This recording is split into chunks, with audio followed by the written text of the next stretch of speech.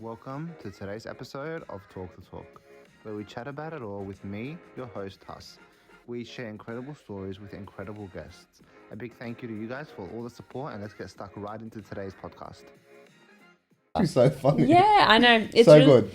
Yeah, so I don't know. I don't know if we've started, but let me know once. No, it's actually rolling. Oh, okay, yeah, amazing. Hey guys, and welcome to this will be episode 6 of Talk the Talk. Today I have Amal on the podcast. Hello. Amal, welcome. Thank you for having me. I'm very excited to be here. Of course. I feel like for the people that don't know you, how would you kind of describe what it is you do?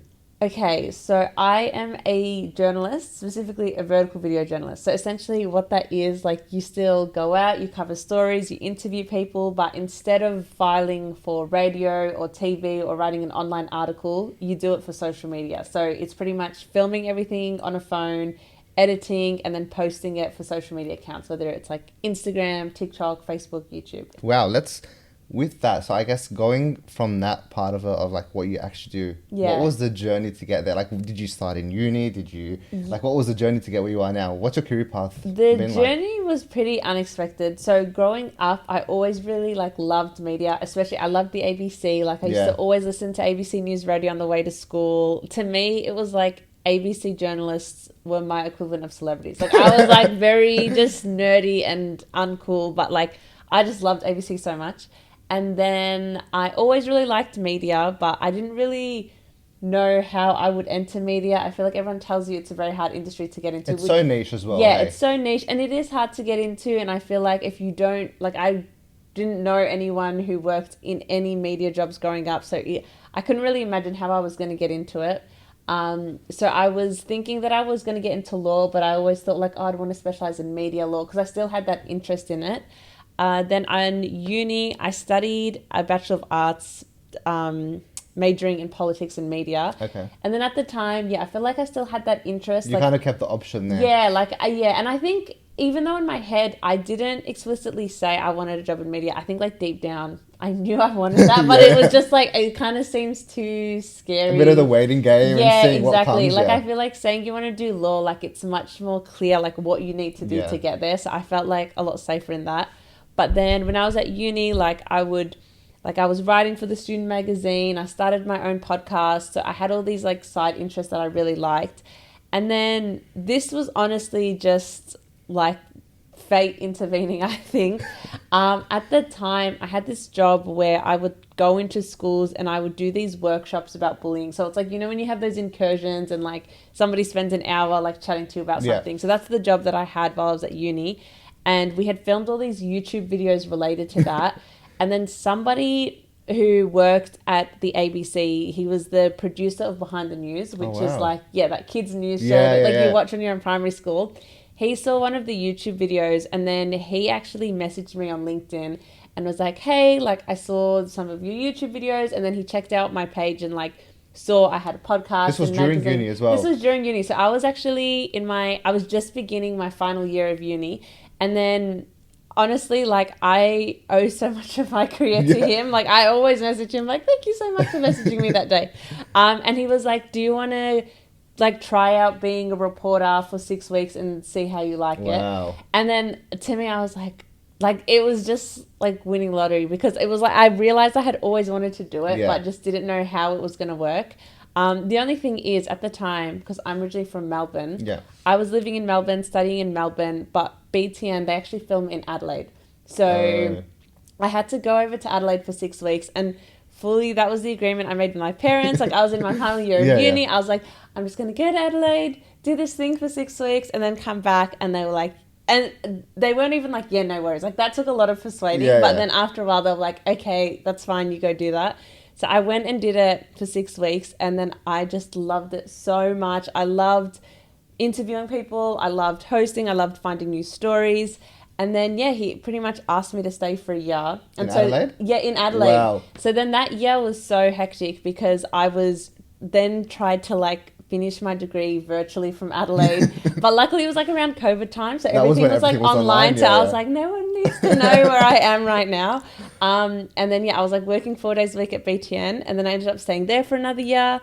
And then I graduated uni and then I ended up moving to this new team where we work on the new social media.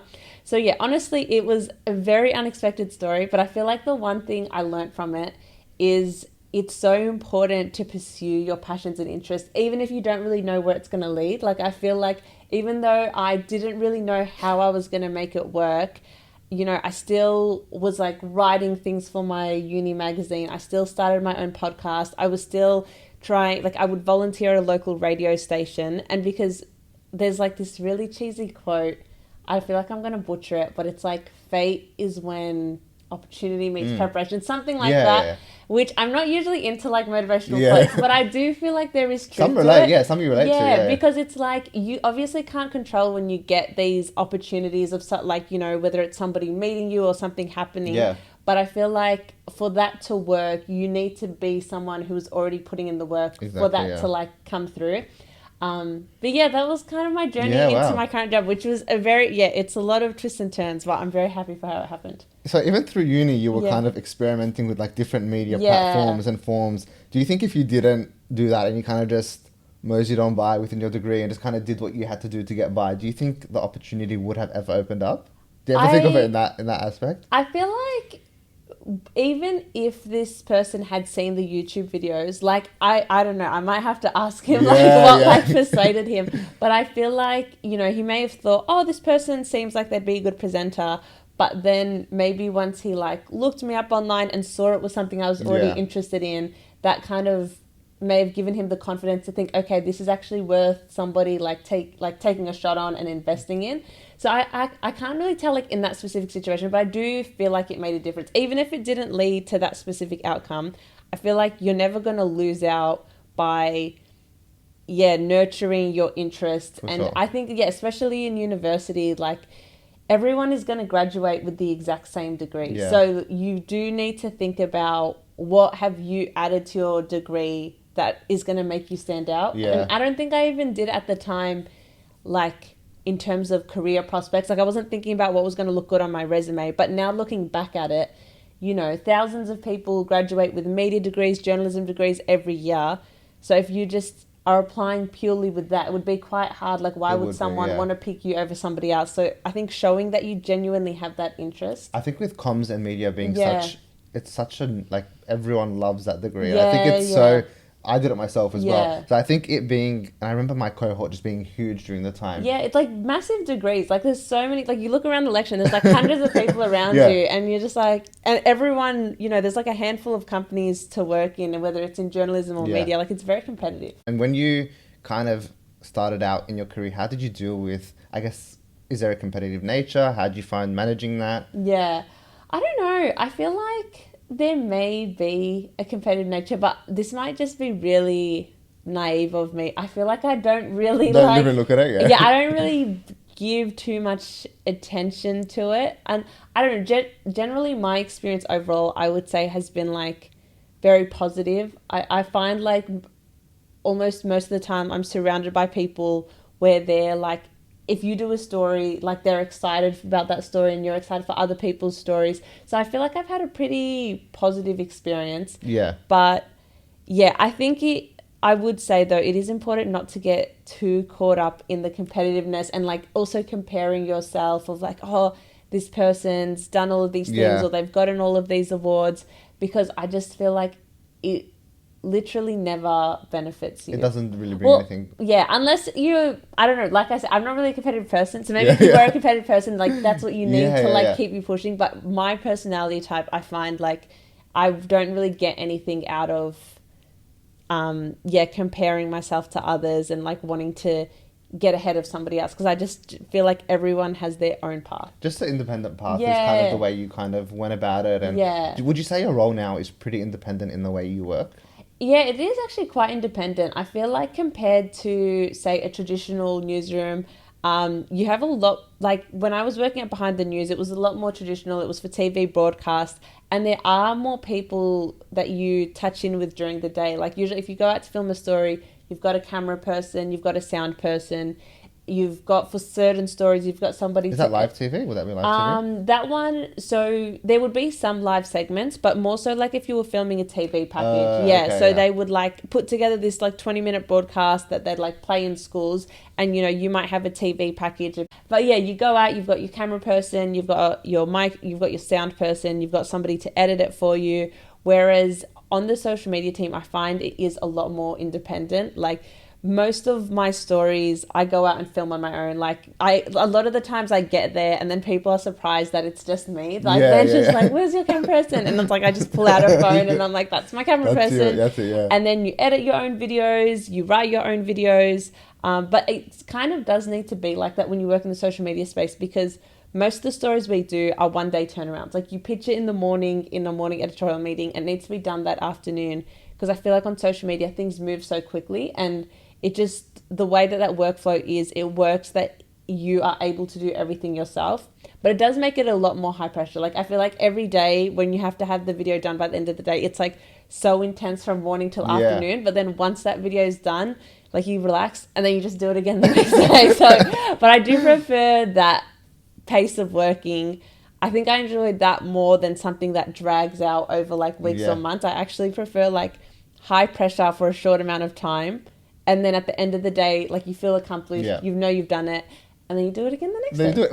What's the timeline like? Are you doing this every day? Are you doing it a few days a week? When we started out, so when the ABC News TikTok account got created, that was the end of 2022, and that's when I joined that team. So I was at Behind the News for 2 years, and then ABC was essentially, they were finding that more people were getting their news on social media, especially young people.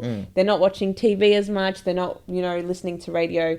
So they created the ABC News TikTok, and then they recruited 3 reporters to be fully dedicated to that. And then so I was one of them. And so when we started out, it was every single day you had to file a video. So in the morning, you would have like an 8 a.m. editorial meeting where you come in, you have like 5 pitches of stories you want to do. Sometimes it's really obvious stories. So if there's like a national headline that day, if there's like, you'd obviously pitch that because you're like, this is the biggest news story of the day. But then sometimes you might have pitches that are specifically relevant to younger people because you're working on like a social media platform, or something that, is a little bit more evergreen. And then you pitch it, your editor tells you which story you're going to do, and then you write up your script. Usually that has to be done by like 11. And then, I see the high pressure. Yeah, like, it's like so quick. And then once your script is approved and they've edited it and everything's good to go, then you go out and film it. So some videos you might just film in the studio if you don't need to go out to a certain scene. Sometimes you need to go out and interview someone or you need to film somewhere. And then usually that needs to be done by like 1 o'clock, and then you've got like 2 hours to edit it, and then it should be done by like 4 p.m. that day. Wow, okay, I see the high pressure environment. Yeah. But over time though, the account has evolved where it's not every reporter making a story every single day. So usually every day there'll be at least one person who's responsible for getting out some sort of daily news video.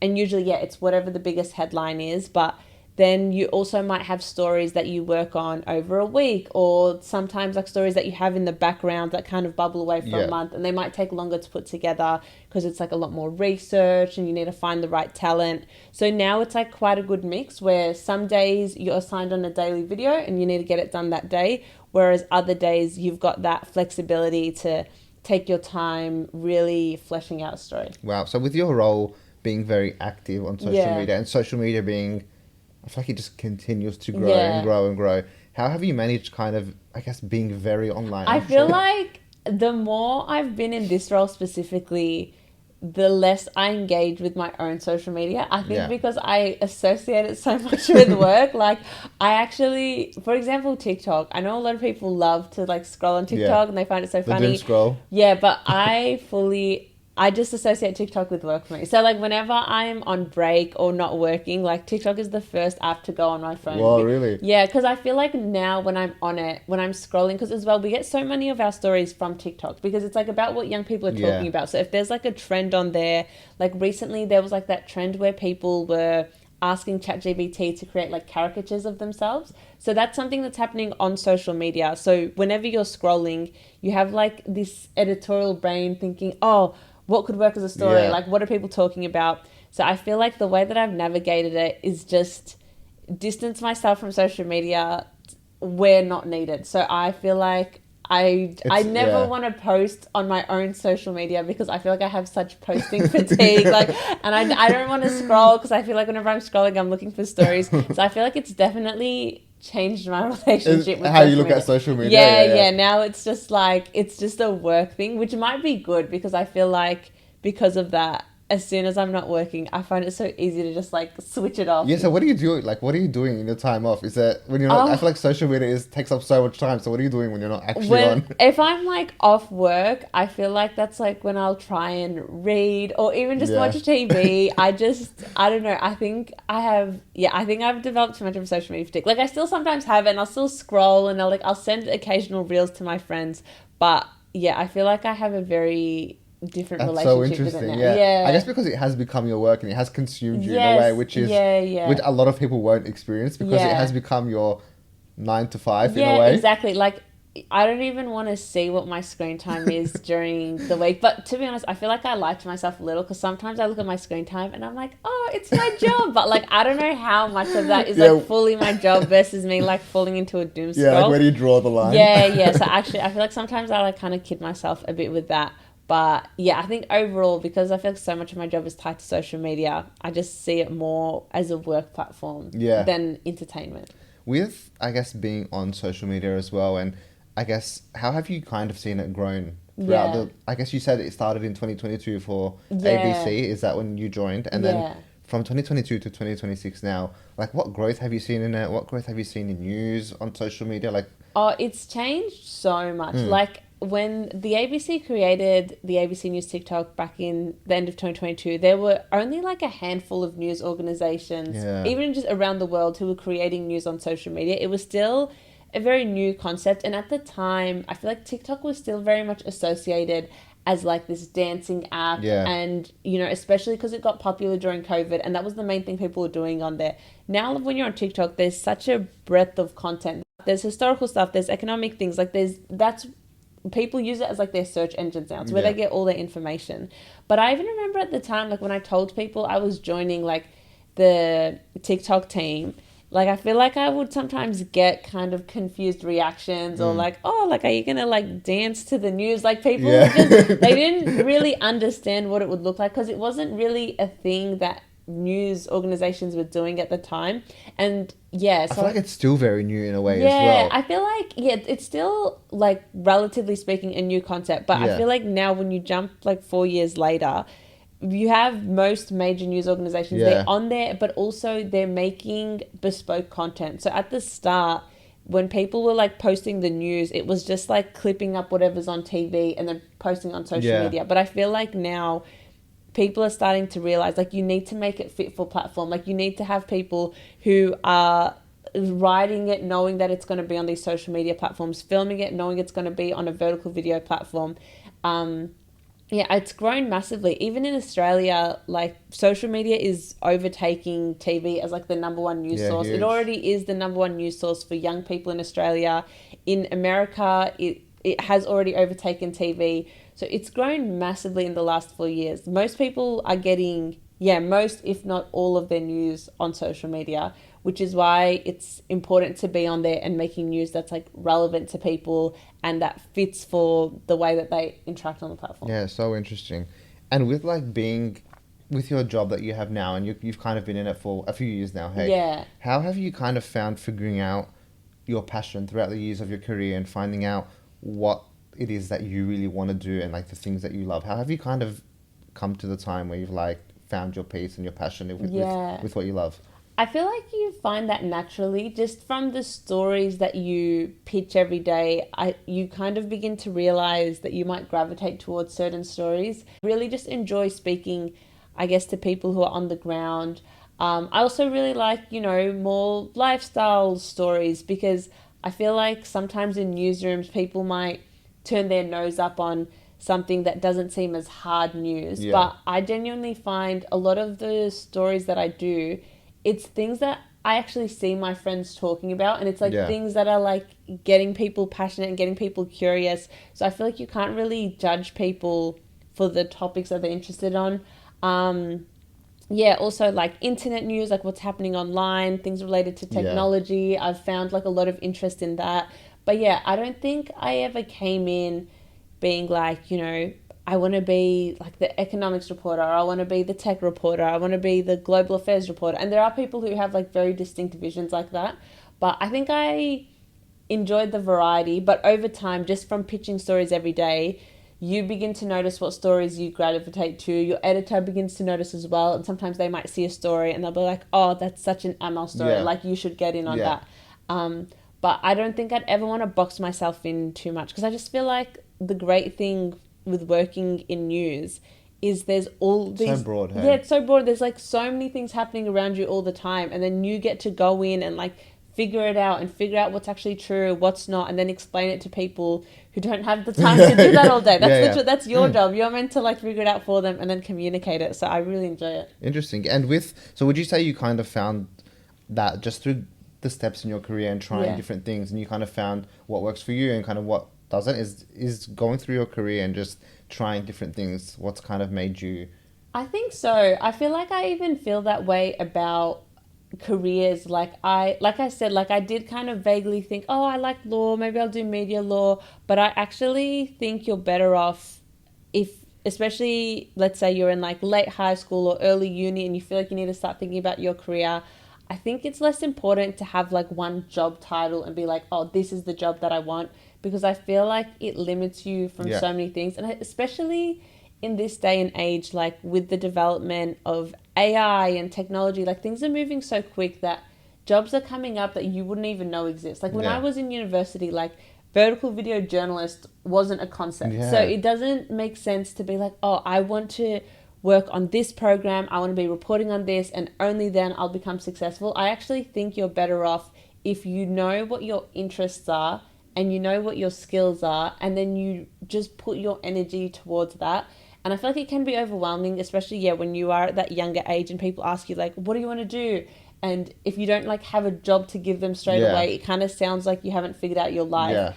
But I just feel like in today's modern world, that's much less relevant, especially even like given careers. People used to have one career and they'd work it for say 40, 50 years. Now, most people on average, they're changing their job like every 3 to 5 years. So there's no point in being so fixated on one job, because you're probably going to change that job once you get started anyway. So I feel like it's, like my approach was the same with the topics I'd report on. Is I wouldn't want to come into a room and be like, oh, I only want to do these stories. Like, you just are open to everything, and you find there are some stories that you naturally have maybe more of a passion for, and maybe those are the stories that you work on over weeks where it's deeper diving. But also some of the stories that you do in news, it's just like daily news. It's not like that is the theme of it. It's, this law's been passed, or this, incident has happened in this city. And that's also just another part of the job. It's all in the learning game, hey. As you go, you kind of just figure out so much. Yeah. Just with learning and experience, hey. Yeah.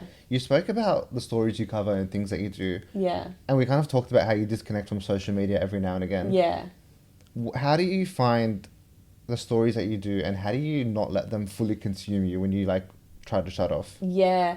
I literally have a notes list on my phone, and pretty much anything that comes up that I feel like would work as a story, I write down on there. So this is, I guess, kind of aside to the daily news, because I feel like daily news is very much just dictated by the news cycle. If a really well-known person has passed away, it's not like I had that as a story idea on my phone, because I wouldn't know that was going to happen. So I feel like that's kind of one category of stories. But for the ones that maybe are a bit more in the like explainer category, it will literally be just like if I'm out with friends and we're talking about something about, oh, that's like kind of weird, or why is that the case? I will write it down on my phone. Or if I see a video on my social media page that I'm like, oh, that's kind of interesting, or like I see in the comments people getting really upset about it, or whatever it may be, I write it down. Pretty much anything where you feel like there's maybe confusion or there's people that are upset about it, like I always just write it down, and then I always go back to the notes list. And sometimes, like a lot of the stories, I end up like they're not strong enough to become full stories, and you end up scrapping them. But I think just always having like a running list of things of like, oh, that's really interesting, and there's stories all around you. Like every day, even if like you go to your local coffee shop and then, you know, the prices have gone up a bit, and like that might just be like, oh, this is so annoying. But then you would think, oh, that would be an interesting story. Like, why is the price of coffee going up? And then you can dive deeper into that and look into supply issues. So it's like, you don't have to be in these really extreme situations to be discovering these stories. Like, they're literally happening all around you. It's just kind of having that awareness of thinking, oh, why is that? How is that happening? And then that's how you get a good story. With all the stories that you're doing, and how are you finding a balance for yourself? And I guess for the story. So like finding your time for like that shut off period and not taking in that story like with you home and like during your relaxation time or like just your chill time. How have you kind of found navigating that part of it? It's really hard. Like, I feel like a lot of journalists would relate to this, that it is hard to just kind of drop a story once you leave the newsroom. And a lot of the time you do end up bringing it home and thinking about it. And sometimes for good, sometimes for bad. Sometimes like it's just a story that you're really excited about, or you're just like, you know, you're very personally interested in. So when you get home, you're still thinking about it. You still want to listen to podcasts about it. You want to see what people are saying online. But then sometimes as well, like you report on really confronting things, like people going through the hardest times, death, tragedy. And it is a hard thing to just switch off when you get home. There is a part of you where over time you do get not a little desensitized, but you do get used to it. So it's like there's this heaviness on you, but at the same time you almost can't really dwell on it so much because there's just stories like that all the time. So I don't know. I don't know if I've fully have a way of like separating the two, but maybe other people are better at that and they can fragment the two parts of their life. But I feel like for me, and like the experience of like a lot of my friends and colleagues are similar, where they do spill over a little, and sometimes it's for the benefit of the story, but probably sometimes it's to your own detriment, where you're just like thinking about things when you should probably just like switch off and rest. But yeah, I don't think I've fully figured that out. It's kind of that. I guess it is such an interesting role because it does have such a high turnover of content coming out and things to think about and things to research.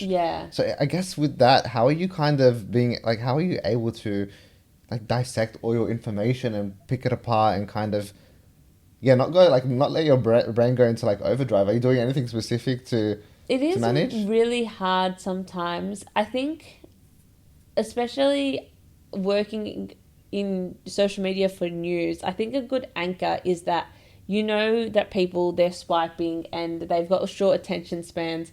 And so if, let's say I'm working on a story and it's kind of like there is like so much information, I think just anchoring yourself by thinking like, okay, why is somebody going to care about this? Why should they trust me telling me it? And how am I going to say it how am I going to communicate it in an engaging way? And I feel like boiling it down to that can kind of help with your focus and your clarity. And then because you know that everyone has very limited time and they also have very limited attention. So you want to go deep into the story and make sure you understand it properly, because if you don't understand it properly, you can't communicate it properly. But I think just remembering to ask yourself, why is somebody else going to care about this, helps you prevent yourself from overwhelming with too much information and like just like going down too many rabbit holes. Very interesting. And this is a 2-part question. Okay. So the first part is, what surprised you the most about, I guess, the role and the space you're in? And the second part would be, what do you think would surprise people about I guess the BTS of what you do and the haps that happen? What surprised me the most? I think I wouldn't say that this is fully surprises me, but sometimes it is a good reminder. I think working in news, because that's your whole life. Like every day you're reading the headlines, you're reading press releases, you're seeing what's happening with different companies, with the stock market, everything like that. But I think it's always such a good reminder when I'm out with other people and realizing that most people, very fairly enough, aren't glued to the news cycle 24/7. And so I think sometimes I kind of have those realizations when something to me, like let's say a story's been developing for a week and I feel like oh, everyone clearly knows about every development and they've been watching it.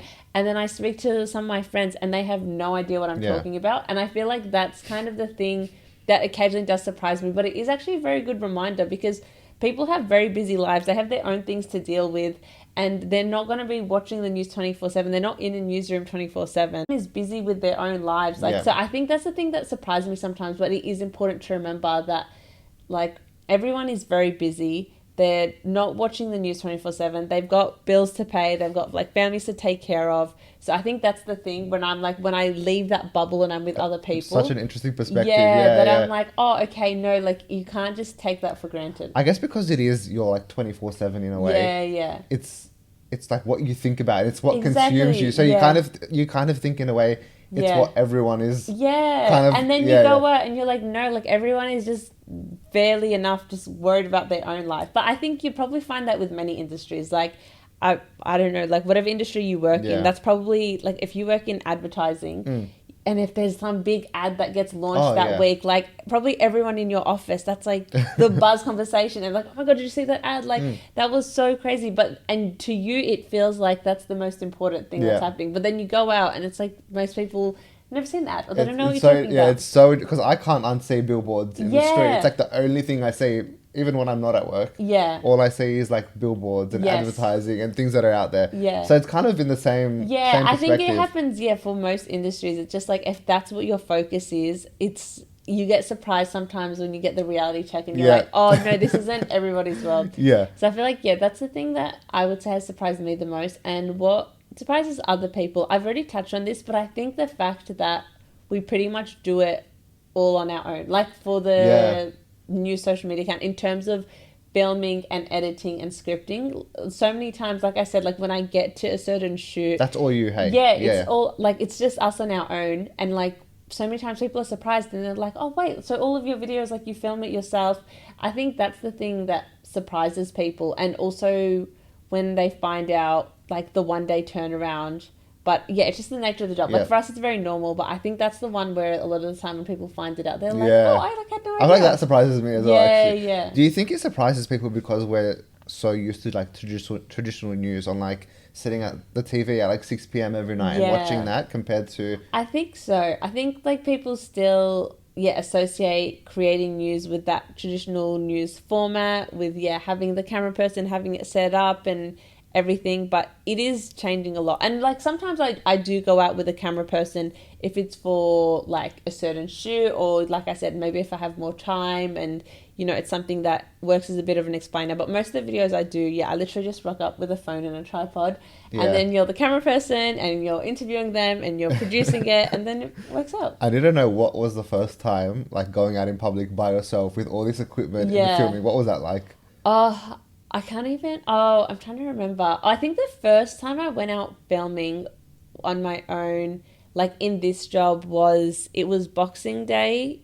Yeah, like end of 2022. I had just started the job and I went to go film Voxies, which Voxies essentially is like you go and you just interview random people on the street. Well, and that was your first one? That was my first one. And that in itself, like Voxies, I feel like every reporter has a love-hate relationship with them, because Voxies are really great because, like I said, it kind of grounds you back to what's actually happening. Like you speak to people who are out shopping, who are out just walking around and like figuring out what they're thinking, what's going on. So that's really good, but it really like toughens your personality because you like ask maybe 10 people if you can interview them and then like one will say yes. But I remember at the time it was even more intimidating because I feel like, because I had done Voxies before when I was at BTN, but I would go out with a camera person and I feel like it kind of gives you a little bit more credibility and people are like, okay, this person's from the news. Whereas I literally like go up to someone like holding my phone, microphone, tripod, and I'm like, hi, like I'm Amal, I'm from the ABC, can I interview you? And just people like so confused and they're like trying to, like, they're looking around like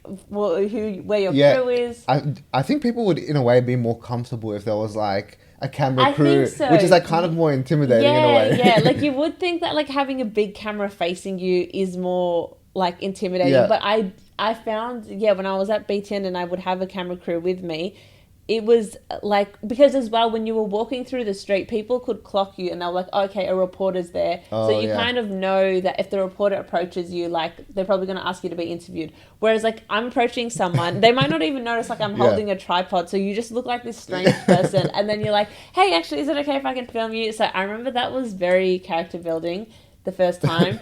But then you just kind of get used to it over time. But yeah, Voxies can be brutal sometimes. Although, like I said, the good thing about it is you can strike gold and you can meet someone randomly off the street and they can tell you very candidly what they're thinking.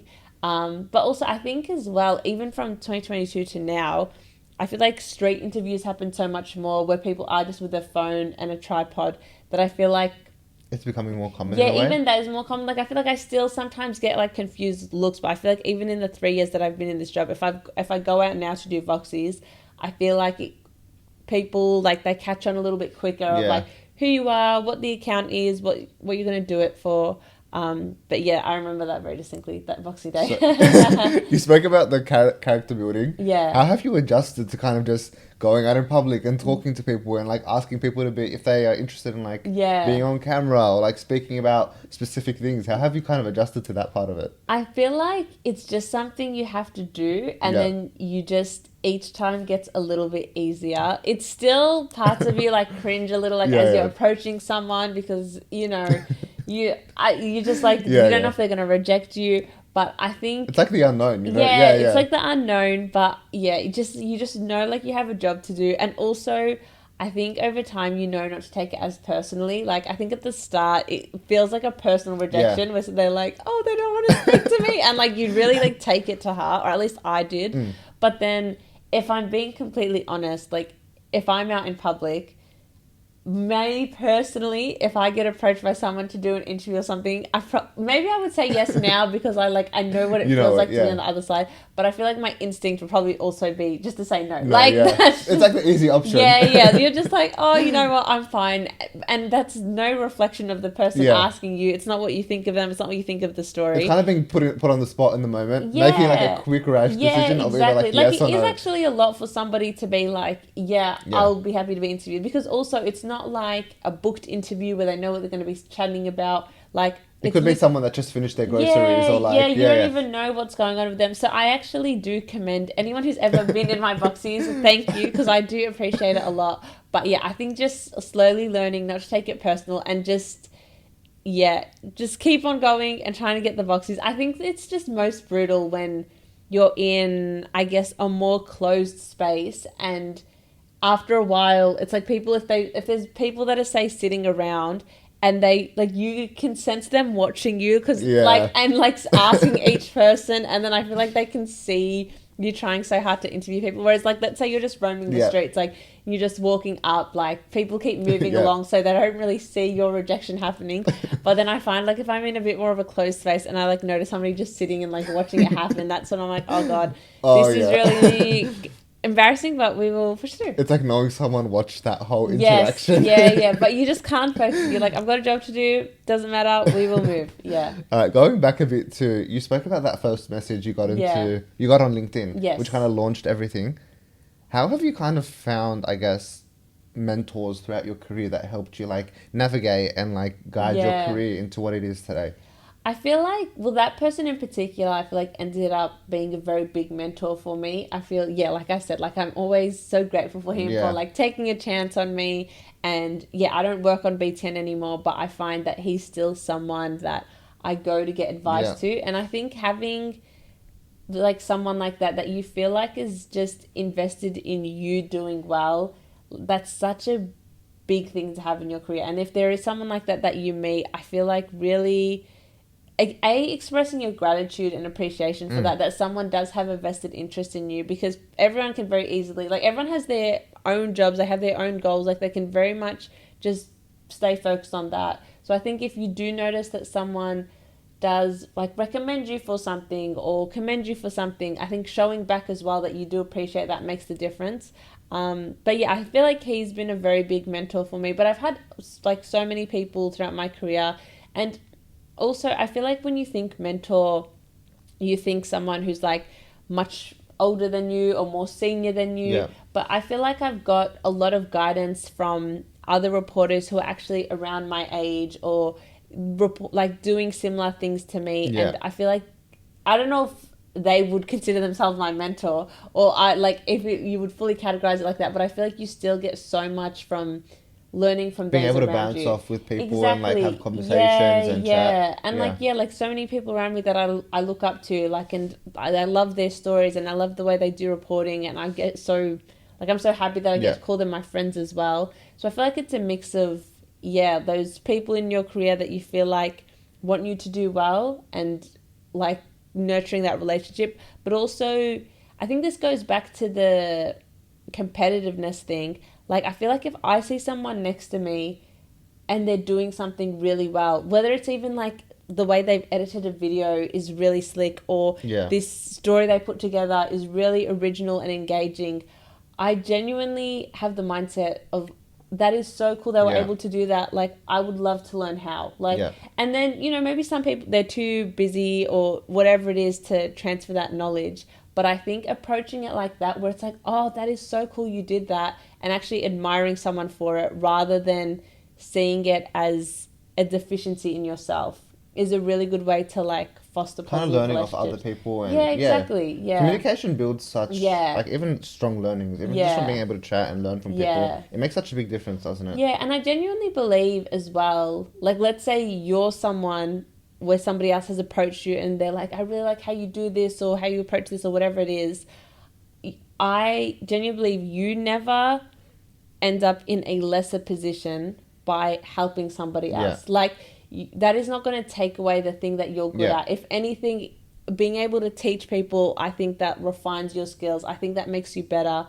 So I think even approaching it in that mindset where if it's somebody else who's maybe looking up to you or the work that you do, I don't really see the point in like gatekeeping it or feeling like, I only want to, like, I want to be the person who retains this style, because I feel like the more you share, the better you get at it. And I just think it's a more positive way to look at things. I also feel like it brings more growth for yourself, showing that you can share. Exactly. And that you can, like, if you did learn something very specific and you're able to share that and, like, I guess teach someone else about it, it shows that you have those skills to kind of go forward with that. Yeah, because I feel like that is a skill in itself. For sure. And, you might be super fantastic at something, but if you're somebody who doesn't help other people grow, which in turn helps you grow, I feel like that's probably going to limit your opportunities in itself, because in work, it's so much about not what you can do, but also how you do it and like how you work with other people. So I definitely think overall, everyone benefits in situations when you're actually like lifting each other up. Yeah, I'm against gatekeeping. No gatekeeping. No gatekeeping. Yeah.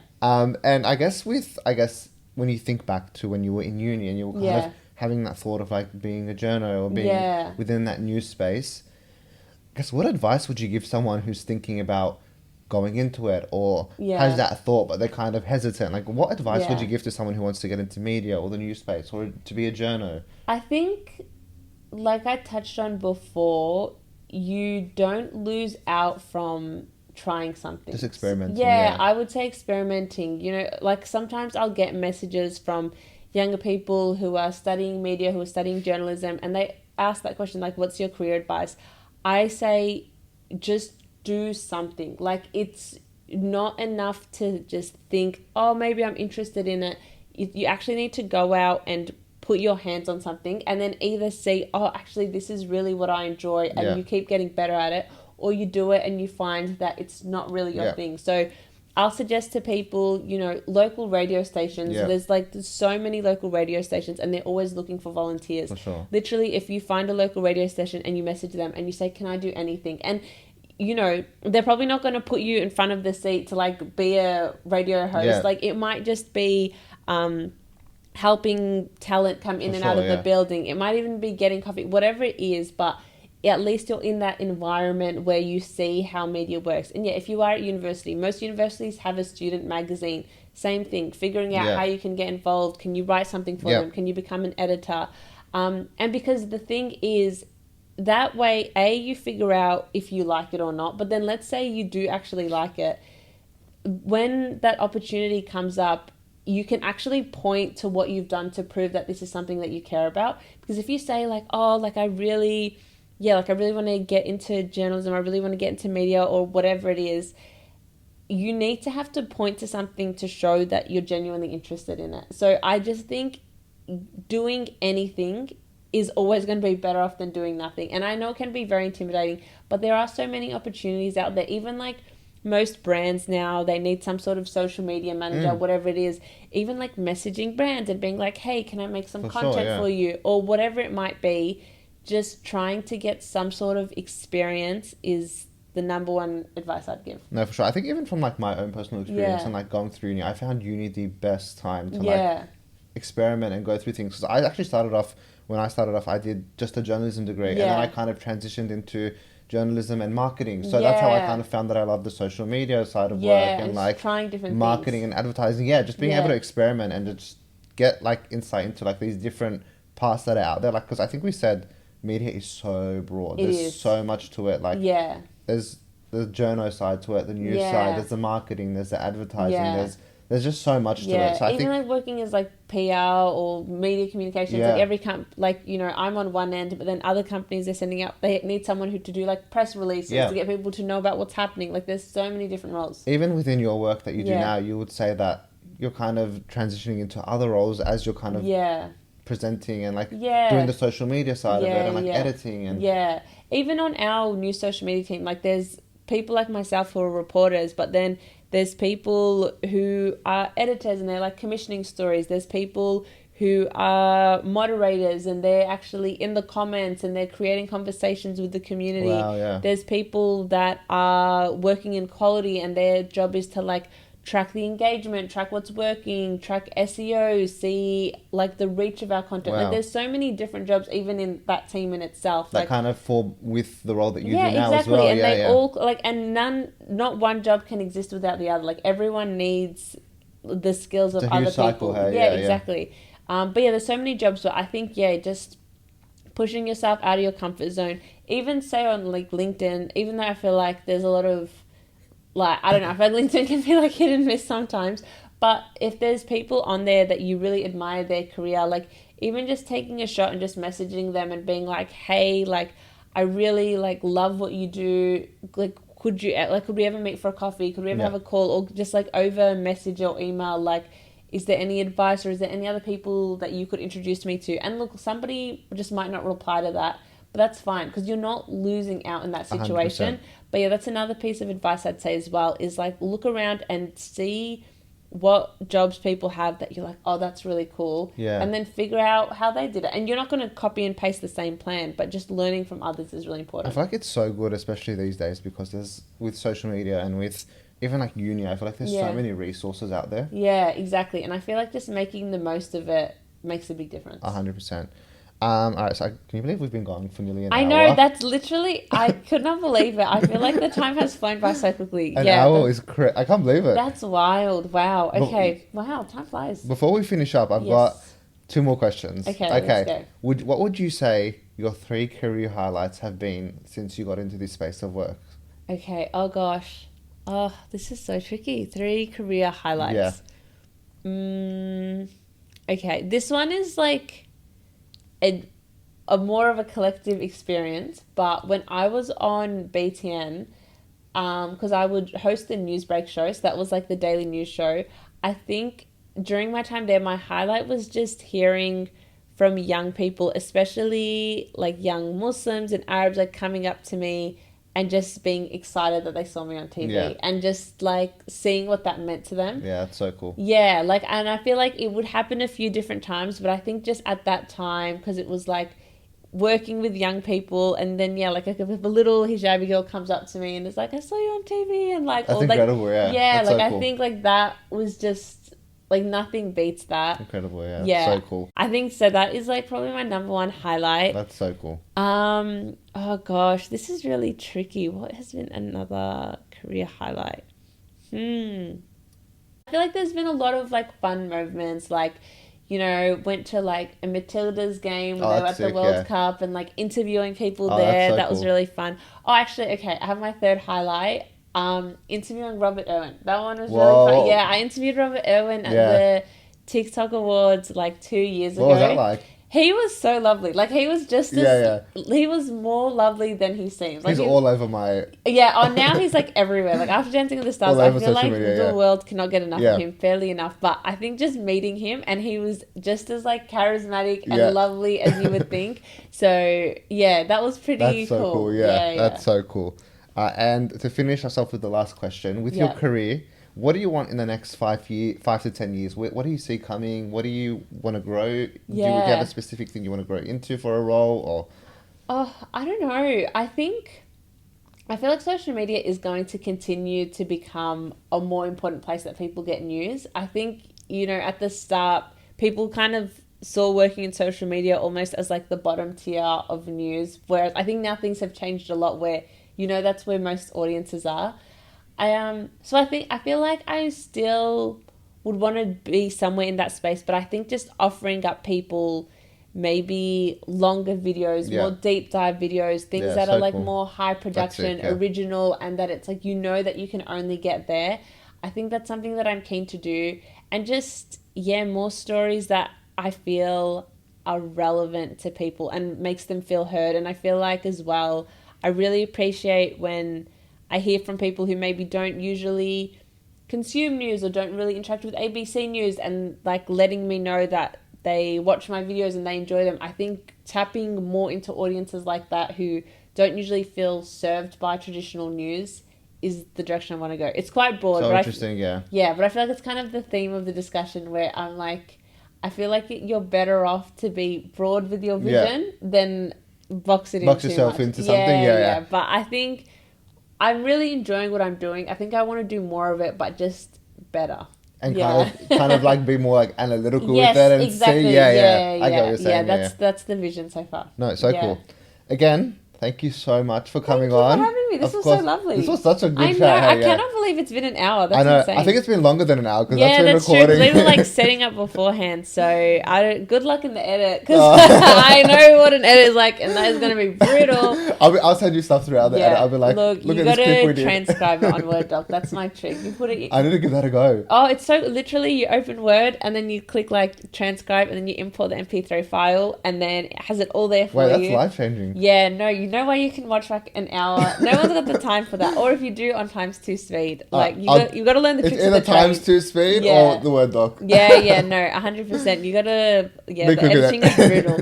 But good luck with that. Do you want me to send it to you to edit? No, thank you. I've got enough editing to do, but I wish you the best with it. I appreciate it. Lovely. Thank you so much. Thanks again for coming on. Thank you for having me. Such a good chat. Yay, that was so fun.